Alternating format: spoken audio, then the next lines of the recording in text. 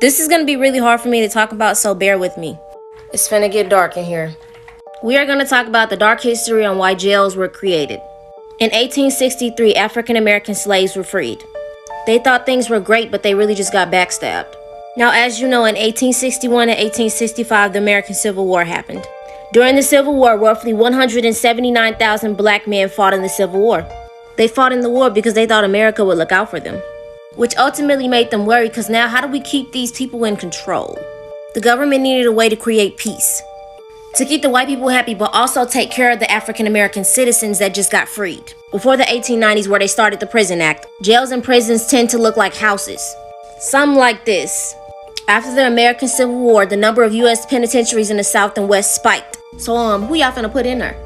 After this, a lot of African Americans were locked up. Their inmates population surpassed 30,000. By 1880s, African Americans became the major inmates. They were backstabbed. You're telling me that they helped fight the war and then they were falsely imprisoned to do more labor? Convicts who were originally slaves dug levees, laid railroad tracks, picked cotton and mined coals for private companies and planters. Mostly false imprisonment or doing more time than they deserved. Innocent man locked up for 37 years. 1944, George Steeny, 14-year-old, electrocuted and he was innocent. We're still living in this dark history, and Joe Biden played a part in it. Your president signed a crime bill, what was one of the key contributions to mass incarcerations in 1990s, especially hurting blacks and brown Americans.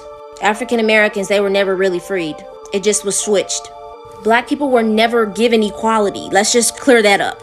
African Americans have been fighting for decades for equality from the government. Everybody be safe out there.